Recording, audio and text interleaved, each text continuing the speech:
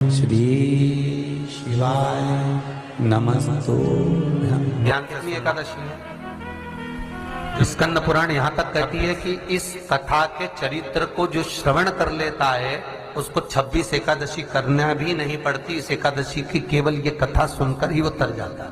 बहुत ध्यान से सुनना इसको, कथा तो बड़े भाव से सुन लो इसको, है? बड़े प्रेम से। इसलिए सारी एकादशियों में निर्जला एकादशी की महत्वता शास्त्र प्रमाण करता है। महाराज निर्जला एकादशी का उद्यापन जो करा जाता है, उसका उद्यापन और प्रदोष का जो उद्यापन करा जाता है, इन दोनों का क्रम लगभग एक जैसा ही। तो निर्जला पहुंचे है और निर्जला ने जाकर भगवान नारायण से निवेदन करा। भगवान विष्णु ने पूछा, क्या बात है निर्जला, आज तुम खेलती हुई यहां पर आकर खड़ी हो गई, क्या हुआ, क्या है? क्या तुमको गौलोक धाम में आनंद की अनुभूति नहीं हो रही जो तुम बैकुंठ में आई हो? निर्जला घूमती घूमती भगवान के सम्मुख में पहुंच गई। भगवान ने पूछ रहे हैं, बार बार पूछा, निर्जला हुआ क्या तुमको?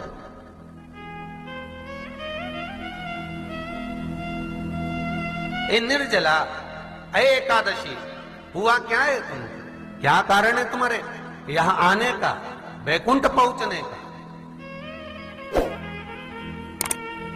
बहुत ध्यान देना महाराज।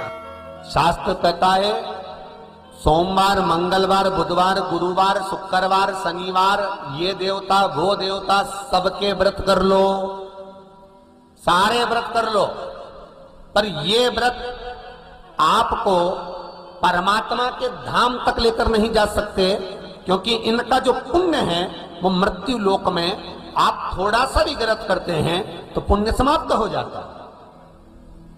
पर हिंदू धर्म के 3 व्रत ऐसे बता दिए जिन व्रतों का पुण्य समाप्त नहीं हुआ।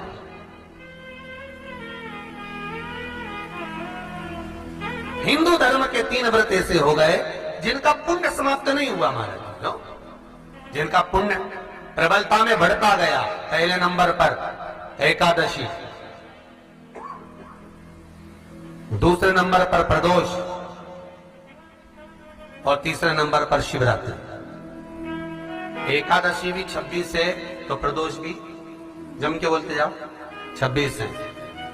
शिवरात्रि केवल 12, केवल 12, और अगर अधिक मास की पड़ जावे तो ये 13, पर अधिक की आय सो 13 है। तो यहां शास्त्र कह रहा है कि 3 व्रत हमारे यहाँ जिनका पुण्य समाप्त नहीं हुआ, जिनका पुण्य प्रबल हुआ, बड़ा। इसलिए आज भी माता एकादशी का व्रत करती है। और एकादशी का व्रत कर कर अगर कोई जीवात्मा को देते हैं, कोई मर भी गया तो उसको एकादशी का दान देते हैं। एकादशी का उसको दान दिया है। महाराज निर्जला खड़ी है, पूछा क्यों आई हो, क्या कारण? निर्जला आई तब लक्ष्मी मैया उठकर निर्जला के करीब में गई। निर्जला बहुत सरल थी निर्जला। कहते हैं कामा एकादशी सबसे लंबी है। कौन सी एकादशी? कामा।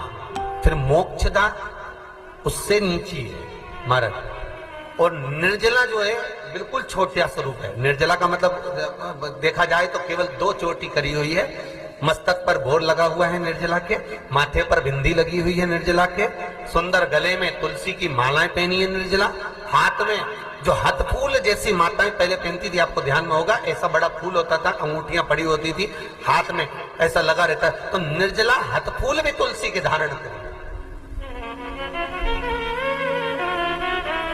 बड़ा सुंदर स्वरूप है माता निर्जला का महाराज। छोटी है तो माता लक्ष्मी उनके पास में गई और निर्जला से जाकर पूछा, निर्जला तेरे आने का कारण क्या है, तू बता। नारायण आपसे पूछ रहे हैं कि क्यों आई हो, किस लिए आई हो, क्या है तुम्हारे आने का कारण? निर्जला ने कहा, मेरी विनती केवल इतनी सी है मां कि मैं ये चाहती हूं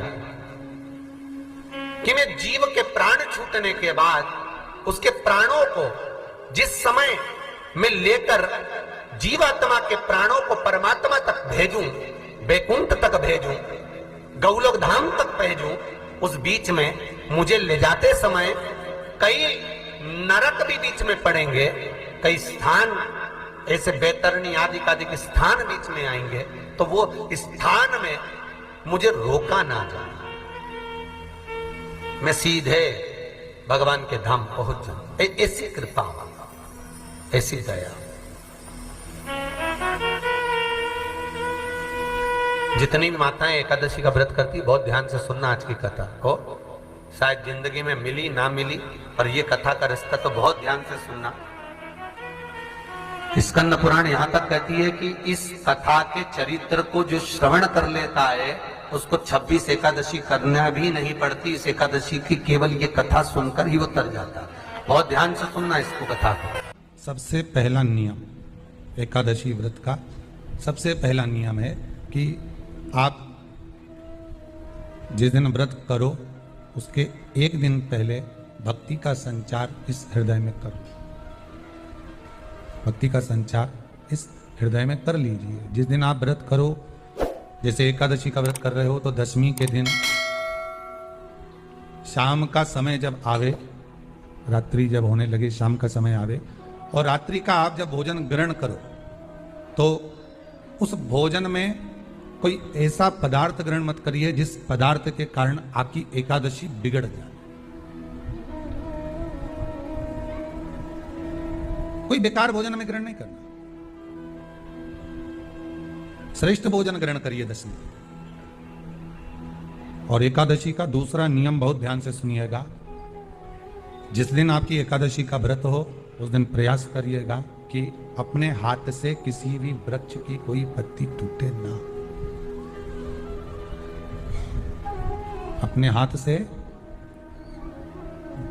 किसी भी वृक्ष की, पौधे की, किसी भी वृक्ष की पत्ती अपने हाथ से ना टूटे। बहुत ध्यान दीजिएगा महाराज। एकादशी का ये दूसरा नियम है कि अपने हाथ से किसी पौधे की, किसी वृक्ष की, किसी डाली की कोई पत्ती टूटे ना, कोई पत्ती ना टूटे, इसका प्रयास करिए।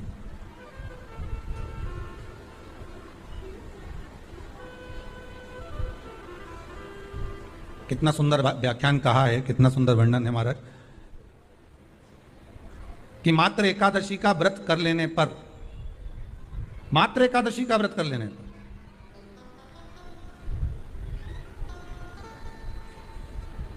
जो पूर्व में किया गया हमारा पाप कर्म है, हमने किसी जीव की हत्या करी है, हमने किसी को कष्ट प्रदान करा है, हमने किसी को अपशब्द कहा है, हमने किसी को ताने दिए, हमने किसी को आड़ा टेढ़ा कहा है, हमने किसी को गालियां दे दी है, मात्र एकादशी का व्रत ही कर लेने पर ये सारे जो दोष हैं वो समाप्त हो जाते हैं। सारे दोष हमारे समाप्ति पर आ जाते हैं।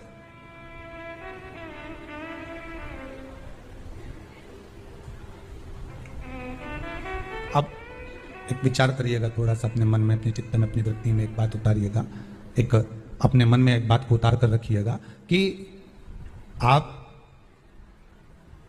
अपने पाप को, अपने पाप कर्म को जिस दिन क्षीण करने वाले हो, समाप्त करने वाले हो, अपने पाप को आप जिस दिन समाप्ति पर लेकर जा रहे हो तो उसके एक दिन पहले आपको प्रसन्नता होना चाहिए कि नहीं होना चाहिए कि कल मेरा पाप कटने वाला है, कल मेरा पाप समाप्त होने वाला है।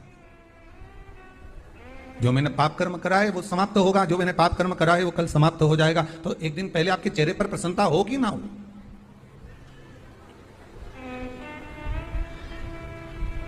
और चेहरे पर वो प्रसन्नता आपके आना चाहिए कि कल मेरा एकादशी का व्रत है, आज दशमी है, कल एकादशी का व्रत है, तो कल मेरी जब एकादशी का व्रत रहेगा तो मेरा ना जाने कितना कितना पाप, कितना असत्य, कितना कितना झूठ, कितना कितना प्रपंच वो समाप्त हो जाएगा। इसमें मुझे प्रसन्नता हो, इसमें मुझे आनंद था।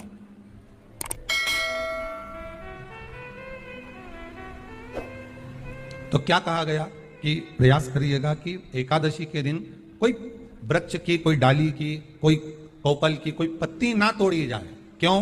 तो कहा अगर उस पत्ती को हम तोड़ देते हैं, वृक्ष की पत्ती को या क्यारे में लगी हुई कोई डाली की पत्ती को हम तोड़ देते हैं तो एकादशी का पुण्य फल प्राप्त नहीं होता, एकादशी का कोई फल हमारे खाते में नहीं जाता, पुण्य फल प्राप्त। अब फिर भले तुम चाहे तुमने मोरधन खाया हो, चाहे तुमने फिर चिप्स खाई हो, चाहे तुमने फिर व्रत का कितना ही सामान खा गए और तुमने सोचा कि आज मेरी एकादशी है, तो फिर उसका कोई फल प्राप्त नहीं है, उसका कोई सुख प्राप्त नहीं है आपको। फिर